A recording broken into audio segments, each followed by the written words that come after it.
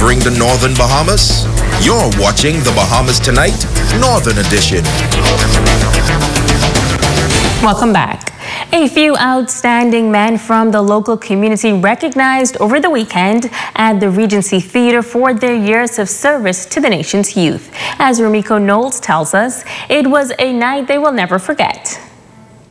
The Bahamas Diamond Eagle Foundation hosting its second Diamond Eagle Youth Ambassador Awards. The theme, We Are in Recovery Mode. Organizer and founder of the Diamond Eagle Youth Ambassador Awards, Bridget Farrington, says that the organization aims to foster a greater sense of appreciation for our men, fathers, and role models. As we are embarking on this particular week, which was, we know, nationally celebrated as our Heroes Week.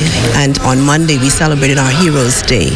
And you know, this has been a God-given idea to be able to honor and celebrate and salute men that have been working along with us in this community for many, many, many years.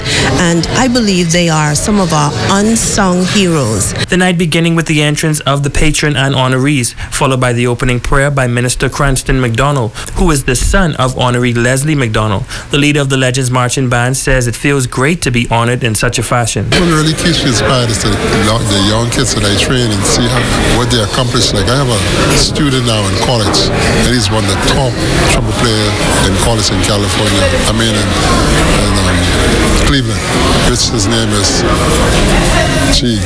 Gilbert Robertson. Honoree Dr. Donald McCartney being recognized for his commitment to excellence. Dr. McCartney says that such a commitment is needed in the Bahamian society. For some people, it's a big deal, and they tend to put on airs when they are so honored. I just see it as perhaps another defining moment in my life. And by defining moment, I mean it's a milestone that I've not yet experienced before. Honorees Reginald Dean and Terry Goldsmith are known for their contributions to the youth of our nation in various capacities. They both say they are who they are today because someone took the time out to mentor them. Every child that I come in contact with is important to me because I think it's mine. I will deal and mold a child as long as I'm here to do it. It's not an ego trip for me, okay? I look upon this as an opportunity for younger people who are coming behind me as an example. Establishing the Buccaneers Baseball Club in 1986, catering to youngsters between the ages of 5 to 18, Honoree Will Rutherford says he continues to assist in the development of young people simply because it's needed. My hope is being employed right now, seeing to be the Bahamas Baseball Association taking over baseball and the youth being involved in baseball and the growth of baseball. The awards presentation was topped off with the sounds of the Legends Marching Band. Reporting for ZNS Network News, I'm Ramiko Knowles. The Junior Achievement Program continues to grow on Grand Bahama. On Saturday morning, an orientation session was held at the Bishop Michael Eldon Auditorium for all of the new achievers. Program Manager Ron Dane says the organization is now celebrating 36 years, adding that this year, a business ethics program will be implemented. Dane says over 300 students are enrolled. In fact, we have a waiting list of 50 or more that we hope that we can get the additional sponsorship and additional advisors, because you also need advisors to be mentors for these students. So we're hoping that that could be worked out, but we have a long list, and 50 is a minimum. It could be as much as 100 that we are looking for. So we're making an appeal out there for additional persons who wish to become JA advisors. You just go through a simple training process. Once you have a determination for the betterment of our young people, that's all we need, and have a heart.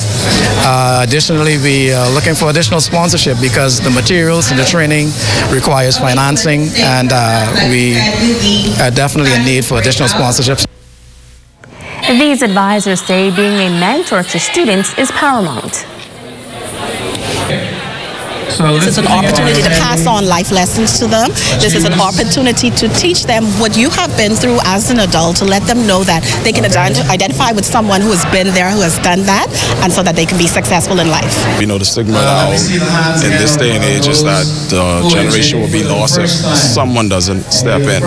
And you have a lot of students that are trying to help and raise students, which is not good. So it's important for us and Buckeye to just implement this or just be be a part of JA this year because we want to give back. These kids are capable of doing great things. I personally have been involved with the program as an advisor for 15 years now. I was a former achiever myself, and every year I just keep seeing the program grow from strength to strength to strength. The Total Educational Center, now Ruthnell Technical Institute, has been providing opportunities for young people to prepare them for the workforce since 2005. Tonight, officials say the 2018 school year is off to a good start. Principal of the Ruthnell Technical Institute, Shani Bowe, says the institute aims to equip the students with technical and academic skills for the real world. The institute offers a pre-technology training program which caters to students ages 15 through 18. The program is offered during the afternoon hours and students study toward two goals. They take a selection of technical vocational courses. This semester, they're doing welding, construction technology, electronics, barbering, office procedure and keyboarding, and agriculture. But they are also required to study towards the completion of a high school diploma. So they have to satisfy the Ministry of Education's guidelines and standard, which means they take the core courses. They are doing English language, mathematics, religious studies, and general science. Bowe says the program aims to produce well-rounded citizens, and staff also take the time to offer mentorship. We also mentor our students, and we try to have a good student activities program, because at the end of the day, while we want to provide very good training and a very strong academic program, we also want to provide a good work preparation and personal development program, because we want to produce well-rounded students who are ready for the work world. The institute also offers a technical certificate program in the evenings. Bowe says this program is a bit more advanced and has no age limits. I believe this year they are running welding. They will do construction technology, diesel mechanics, heavy equipment, carpentry, electrical installation, hotel and catering, cosmetology. And those students study towards a technical certificate. It is our hope that students would eventually complete the pre-tech certificate and hopefully continue their training within the evening program to technical certification. And depending on the program, you can go to different levels of certification within your course. Sea Grape resident Earlene Stubbs is getting some much-needed assistance. The widow with a special needs child has been displaced since Hurricane Matthew. Church members, residents, family, friends, and politicians have all come together to raise funds and rebuild her home. Cyril Harvey of Utmost Construction says once donations come in, he is prepared to begin construction. We're going to need steel. We're going to need people to donate concrete. We're going to be hoping to set up accounts at various establishments in Freeport where you can go and just make payments and buy X amount or pay for X amount of materials. We're going to need approximately 300 blocks for the foundation. We're looking at 8 loads of fill. Mr. Wallace already spoke about that, soliciting that. Concrete for the floor, and then all of the materials from there would be wood. We need 2x4s, we need plywood, T111, roofing plywood, felt, sheetrock, ceramic tiles, whatever it is you got or can donate would be helpful. Building materials are needed before the end of November, and they hope to have the new home completed by Easter of next year. Administrator for West Grand Bahama, Christian Palacios, and Chief Counselor Kevin Morris are endorsing the community effort. This is something that I have been promoting, community-mindedness. And this here shows that, there's still hope. Yes. There's still hope. The Bible says that we must be our brother's keeper. We must love our neighbors as ourselves. And this here shows that here is present in Sea Grape. And I, too, would like to pledge personally towards this effort. And any support that my office can give or I can give, I'm here. Local government, we are pleased to be here to lend our support. That will be physical and financial support as well. Personally, I came today as well to give my donation, Mr. Harvey, on behalf of my wife and I. So we would be one of the first to make a contribution towards the rebuilding effort as well. And now it is time to Ask the Doctor.